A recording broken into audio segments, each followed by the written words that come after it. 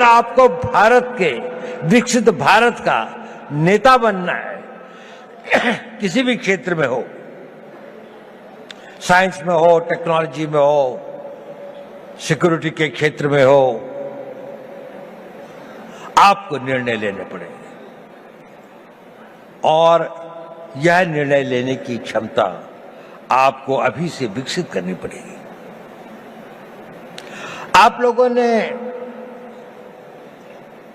बहुत कुछ पढ़ा है, आप भारत के जागृत युवक हैं। निर्णय कैसे लें, बहुत सारे मोटिवेशनल स्पीकर्स बताते हैं, मैं उस बारे में ज्यादा नहीं कहना चाहता।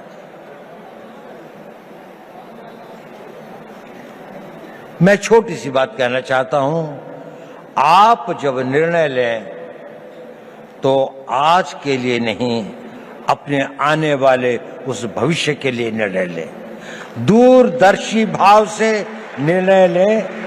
आज का निर्णय तो लगता है कि ठंड बहुत है, रजाई में बैठे रहें, लेकिन अगर आपको कंट्री को रिप्रेजेंट करना है तो आपको लगता है नहीं, मुझे 4 बजे दौड़ने के लिए जाना ही चाहिए, मुझे अपनी फिजिकल फिटनेस रखनी चाहिए। अभी 1 जनवरी को कई लोगों ने बहुत सारे निर्णय लिए होंगे। कल से पक्का सोशल मीडिया नहीं देखूंगा, टाइम खराब नहीं करूंगा, जिम में रोज जाऊंगा, खूब दिल लगा के पढ़ाई करूंगा। कुछ करते हैं, कुछ नहीं करते। सही निर्णय लेना बहुत जरूरी है, बहुत आवश्यक है। अपने निर्णयों को दूरअंदेशी से करें। हर निर्णय को लेने के साथ ये सोचें कि इस निर्णय के बाद मेरा अगला निर्णय क्या होगा, अगला कदम क्या होगा। एक कदम उठाने से पहले अगले 2 कदम की सोचें। जीवन के अंदर में ड्रीम्स से जीवन नहीं बनते, पर ड्रीम्स उनको एक दिशा देते हैं, आवश्यक है।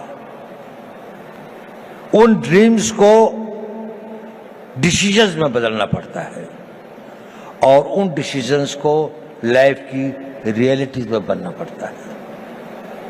कुछ लोग जो इसे कर पाते हैं वो सक्सेसफुल हो जाते हैं, उन्हें सफलता प्राप्त होती है। बाकी लोग ड्रीम्स के से और डिसीजन तक के कुछ वॉक हो जाते हैं, कुछ डिसीजन से इम्प्लीमेंटेशन तक में भटक जाते हैं, तो गंतव्य तक नहीं पहुंचते। आप सब लोगों में असीम संभावनाएं हैं।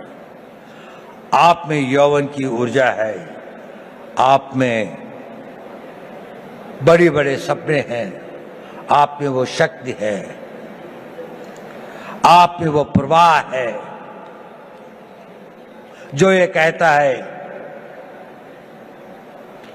कि मैं समुद्र को पी जाऊंगा, मैं दुनिया को बदल डालूंगा। उस तरह की शक्तियों को लेकर आप आए हैं और आप बहुत भाग्यवान हैं कि आप उस भारत में पैदा हुए हैं, एक स्वतंत्र भारत में। ये स्वतंत्र भारत हमेशा ऐसा नहीं था जितना स्वतंत्र आपको दिखाई देता है। सदियों तक हमारे पूर्वजों ने इसके लिए बहुत कुर्बानियां सही, बहुत अपमान सहे, बहुत असहायता के दौर से गुजरे। कई लोगों को फांसी चढ़नी पड़ी, भगत सिंह को फांसी के फंदे को स्वीकार करना पड़ा, सुभाष बोस को जीवन भर संघर्ष करना पड़ा, महात्मा गांधी को सत्याग्रह करना पड़ा और अनगिनत लोगों को अपनी जानें देनी पड़ी। यह संघर्ष चलता रहा।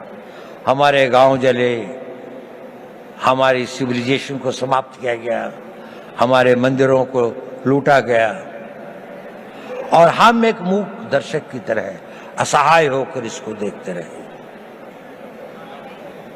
यह इतिहास हमें एक चुनौती देता है कि ये उस भारत का आज हर युवक के अंदर वो आग होनी चाहिए कि मैं